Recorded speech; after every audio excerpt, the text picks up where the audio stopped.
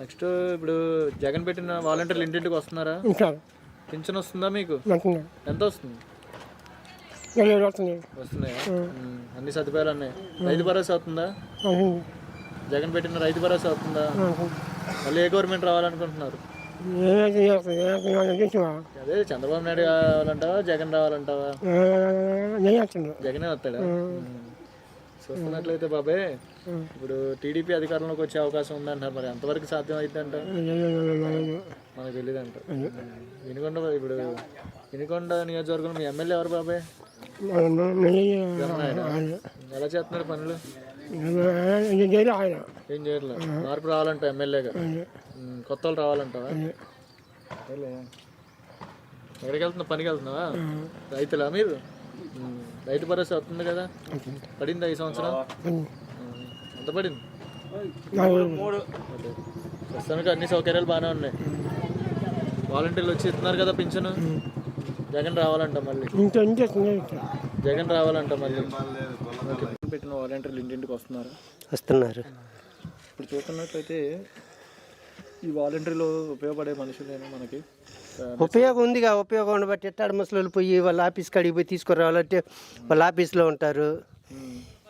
తీసుకొని రావాలంటే అయితే జనం ఒక పని వస్తారు, ఒకరోజే ఇచ్చేది.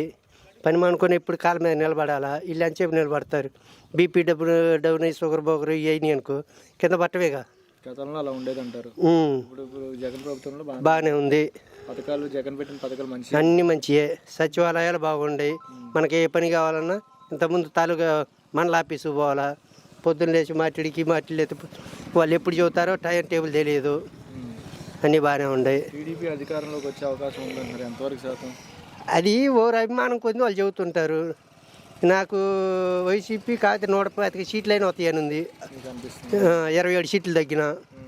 ఇప్పుడు చూసినట్లయితే పవన్ కళ్యాణ్ వ్యక్తి తెలంగాణలో పోటీ చేశాడు. బరిలోకి వచ్చినంత మెజారిటీ రాలేకపోయింది. అదే వ్యక్తి ఈరోజు జగన్ ఓడిస్తాను అంటున్నాడు. ఎంతవరకు?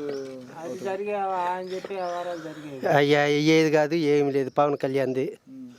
అసలు అది నీ నేలలో బుడగలాంటిది.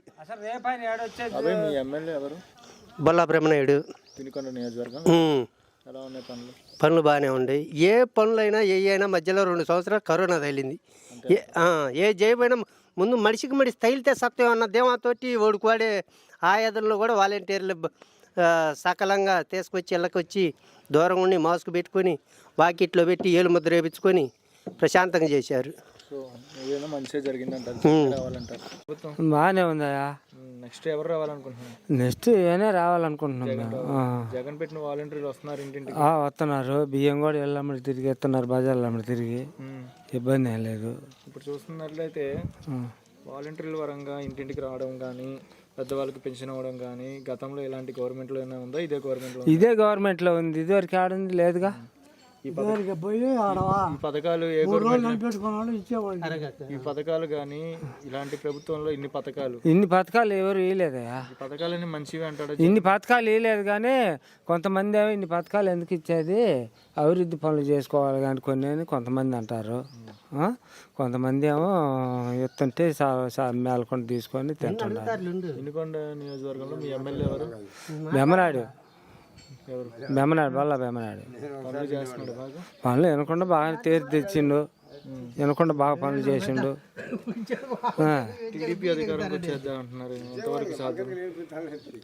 అదే ఇప్పుడు నేను చదువుతున్నా అబ్బాయి అన్నే. ఇప్పుడు మేము 100 మేన గెలుతుంది అనుకుంటున్నాం. 100 మీద గెలుస్తుంది. పవన్ కళ్యాణ్ వ్యక్తి ఇవన్నీ దిద్దంగా వ్యవహారాలన్నీ. పవన్ కళ్యాణ్ వ్యవహారం అసలు మాకు పట్టదంట. జగనే రావాలంట.